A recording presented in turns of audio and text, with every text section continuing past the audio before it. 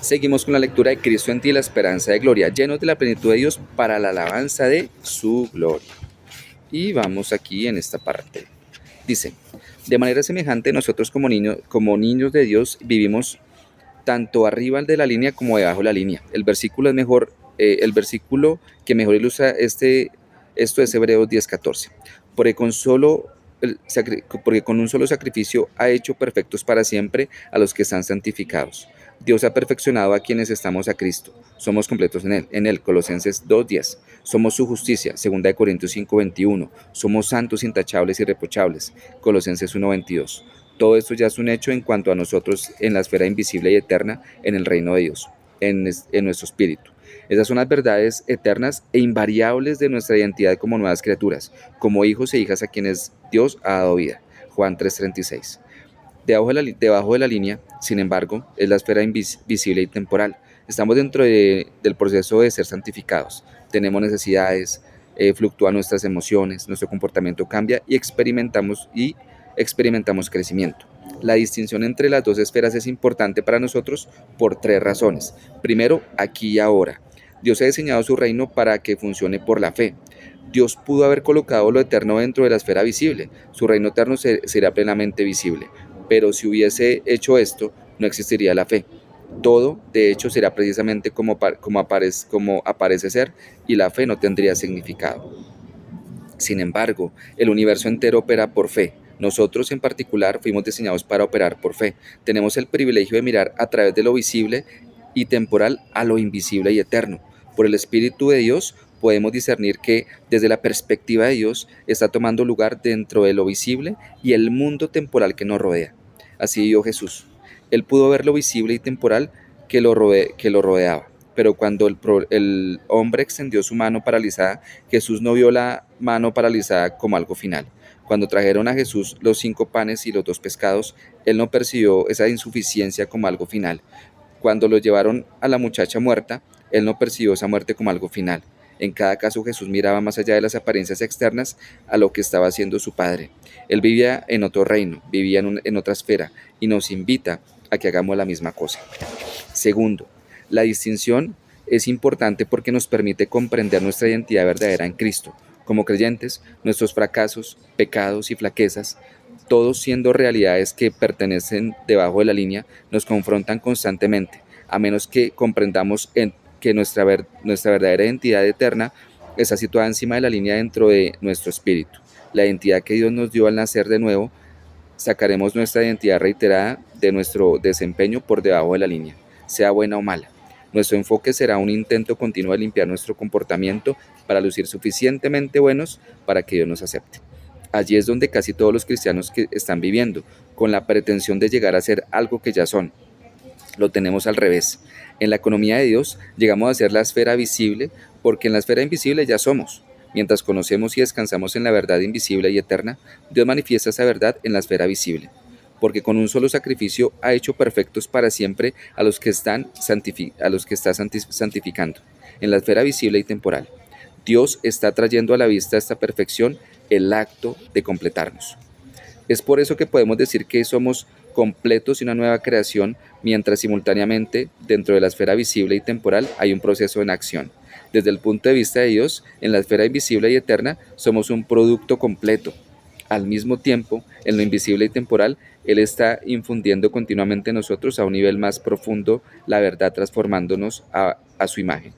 Tercero, la distinción entre las dos esferas es importante porque Dios nos ha diseñado de una manera que podemos encontrar el contentamiento solamente dentro de la esfera invisible y eterna. La esfera visible y temporal ofrece muchos placeres que Dios ha provisto, pero ninguno de ellos verdaderamente nos satisface. Es por eso que Jesús dijo, yo soy el pan de vida. El que a mí viene nunca pasará hambre, y el que en mí cree nunca más volverá a tener sed. Juan 6:35.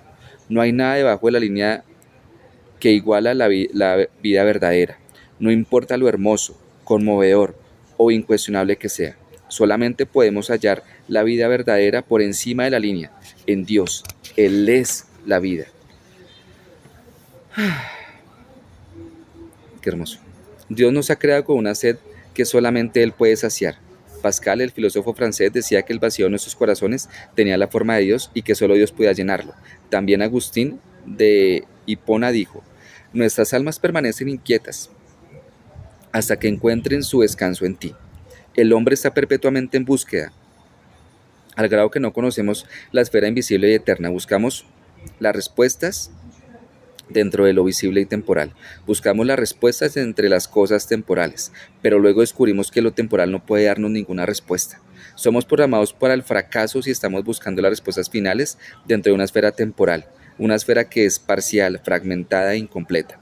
Acabamos adorando la creación en vez del creador. Somos capaces de hacer eso como creyentes. La respuesta total se encuentra en una persona, Jesucristo. Es una parte del programa de Dios. El hacernos sentir descontentos con lo que nos ofrece la esfera temporal, con el fin que busquemos la vida en él. Una vida de fe, nuestra verdadera identidad y nuestra felicidad en la vida están basadas en la esfera invisible y eterna. Nuestro problema es que no podemos ver esa esfera ni aprender acerca de ella a través de una investigación materialista. Actualmente, el reino invisible y eterno de Dios está dentro de nosotros, pero solamente podemos entender las cosas de esa esfera si Dios nos las revela. El que no tiene el Espíritu, el hombre natural, no acepta a lo que procede del Espíritu de Dios, pues para él es locura. No puede entenderlo porque hay que discernirlo espiritualmente. Ahora bien, Dios nos ha revelado esto por medio de su Espíritu.